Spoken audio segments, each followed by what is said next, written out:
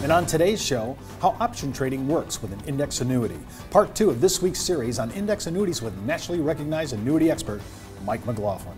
Hi everyone, I'm Steve Savant, syndicated financial columnist and contributing author to Backroom Technician in Innsmouth. Let's get down to business. Well, welcome Mike, day 2. Yeah, good to be back. I'm glad you're back because we're trying to explain some baseline knowledge on index annuities so that we could all come to the table and agree and come. Because you do the same thing I do. I go out to Google and I see people talking about it. I'm going, that's not true. Yep. So I want to start talking a little bit today about the basics of option trading. Now, you've seen maybe 15, 20 carriers in their own home office. And you were just telling me you were with a carrier who has a complete floor of option trading. Tell me about that. That sounds outrageous. It's huge. Yeah, they're large enough, and they also own some money managers, so they've combined that expertise of money management with the critical mass of premium dollars, and they've been able to do their own dynamic hedging. So there are a couple carriers that do that, one in particular that really has the art down to a science. And it really makes sometimes as much as a 40 to 50 basis points difference in your cap or spread rates because you're doing the hedging yourself. So that outsource could be costly. It could They're be, outsourcing this, okay. Yeah. Well, and the other thing is timing too. When you're doing a smaller amount, maybe you can only go to the market once or twice a month. And so some of your clients have money set in a fixed account for 2 weeks before they actually start indexing. So that's just another nuance there. And are you saying then the people that have this in-house are doing this daily? Yeah, they can do daily. Wow, so there's power in that and there's some leverage. When I'm thinking about option trading, I kind of liken it, I hope maybe you like this allegory, hope you'll be okay with it. I'm looking for a home. Let's say I think I like this house, but I'm not really sure. So I'm going to rent it for a year, but I'm going to put a little bit more money down as an option to buy. At the end of the year, I noticed the appreciation of the home went up. The neighborhood's really great. I'm going to exercise my option to buy at that fixed price a year back. Yep. Or I don't like the neighborhood. The values actually went down. I don't really want to purchase the home, so I only lose my option. Is that a fair allegory? I think that's a great analogy. I think there's a huge myth out in the industry with clients and with advisors that when you have a cap rate of 4% and the market does 6%, that there's a myth or misunderstanding that the insurance company is keeping that 2% spread. The reality is somebody's keeping that. There's somebody that has bought the other side of that option from the carrier, but it's not the carrier participating in that. They're just buying from a protection standpoint at if the S&P was at 1,000 and they're buying that option at 1,040 to protect themselves from a cap standpoint. Now, is that only for caps then? That would not be true in participation or spread? Well, just different levers. But yeah, you're clearly going out and buying some type of option so that you can credit. But yeah, that's where interest rates play a predominant part in more of a spread versus the option price on a cap rate. But yeah, I mean, the analogy stands over multiple crediting periods. Well, I'm assuming that most of the annuities that not only that we play with, but that are the big dominant players in the market, that they've been exercising these options. I mean, the S&P alone, the S&P 500 has been huge for the last 5 years. So they're making this call. When I'm looking at the trading option from a client point of view, how much do I need to know about the mechanics to make a really good call as a consumer? Well, I think what you need to understand is the carrier strength, and you also need to look, if possible, the renewal rate history. And a lot of firms are beginning to publish their renewal rates, not all of them. And we think that's a standard of a good, reputable company. These things have been out long enough that these have some renewal rate history, and you need to take a look at those in good times and in bad times, in volatile periods, in stable times, in high interest rate environments and low interest rates. How did that carrier perform, really? So yeah, I think that's one thing that you really need to take a look at. And we've seen some carriers that have really good historical rates, and I like their ratings of the company. They're highly rated by S&P or AM Best. So those are some of your kind of like pre-qualifiers. Yeah, absolutely, yeah. Well, when I'm thinking about an option, I always think I'm always thinking about option trading in the floor as a regular client, as a regular consumer, and it seems so complicated. But really, in ours, the simplicity is they're pretty much investing whatever their bond portfolio interest rate return is on their actual holdings.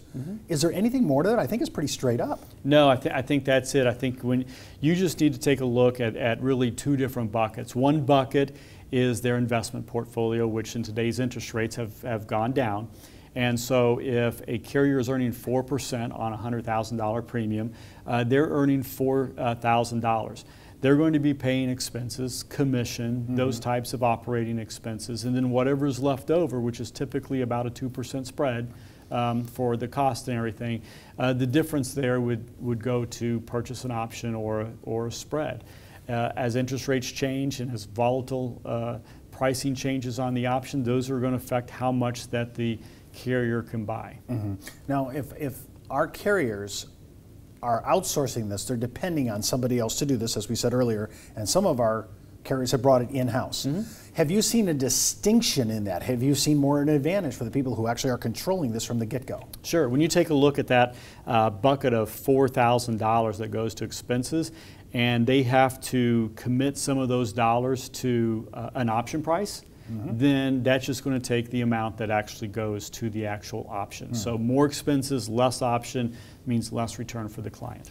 So are these some of the mechanics that we can tell our advisors, here's what they're doing, so they can make a really knowledgeable choice? It's a huge education to understand how these things work, and I think that a lot of registered reps are starting to get it by the growth that we've seen in the registered rep market. So, and that's a very good point. We now have seen some migration from registered reps, securities, who are a little, I would say, cautious maybe would be a nice word to say. They were cautious, but now they understand it, they understand the mechanics, and they're now starting to come into it. They see this as a really good play for a conservative issue, don't they?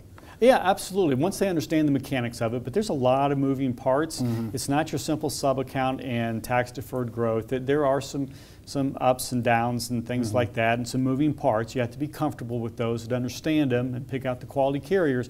But once you get the concept, it's simplicity, conservative, fixed annuity with just a different way to credit interest. Once your client and the advisor gets comfortable with that, then we think that we have a good chance for success. When we come back for the break, we're going to talk a little bit about the S&P 500. It's the vanguard of the entire indices, and we want to know, is that popularity really deserving? We'll come right back. Back in the day, life insurance professionals were called field underwriters. Then, carriers trained their field force in the basics of life insurance underwriting. Today, the insurance industry doesn't educate the agent population as they once did. But now you can have the Informed Risk Guide at your fingertips so you can illustrate a reasonable rate class for your life insurance prospects. Just request your copy of the Informed Risk Guide at downtobusiness.ashbrokerage.com. It's free from Ash Brokerage, the practice enhancement company. Welcome back to our second segment. We're with Mike McGlothlin, recognized for his annuity expertise. And Mike, we're even going to go a little bit deeper into your expertise. The S&P 500 index is the most popular, whether you're doing index annuities or whether you're doing index life or any index, even if you're just buying the S&P straight out from a fund, it's really popular. And maybe that's because everybody's familiar. It's an American, it's domestic, it's something that's been around forever, it's a name dropper. And when I look at the rest, there's so many other indices, foreign and domestic, but this occupies about 72% of all the index that's done. So is that deserved? Have they been doing really well? Yeah, I think that it is deserved. It's not a function of return or anything like that. I think it's an issue of simplicity. The most successful FIA sales happen because a client is wanting to protect wealth. They want downside protection, but they want something that they can understand. And with the S&P 500, they can go to the paper and they can say, I purchased my fixed indexed annuity on June the 1st. And I can determine what that has done and if it's a positive increase. They can actually hand calculate out their return. And that simplicity gives a lot of comfort level from a sales standpoint as well. Now, do they have the ability, because the S&P as a standalone fund is going to maybe have dividends, and dividends are not found in insurance products like index annuities or index life. True. So the mechanics, do you think that they understand that, and are we doing a good job to tell consumers that?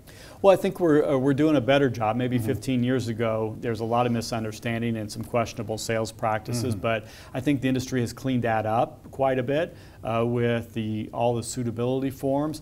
And we're getting some advisors with registered reps in there that know the difference between the true S&P 500 fund and just linking to an index. And that advisor can differentiate between the two pretty easily. Well, I'm looking at the Standard & Poor's 500 index, the S&P 500. What is that composite of? What is the client actually buying in his option? Within the linking up to the S&P 500, what they're buying is a broad-based index, equity index.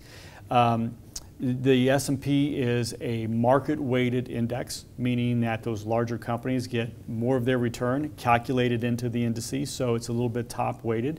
However, that can change over the course of time. Some companies drop out, some companies come in, some companies get a bigger share.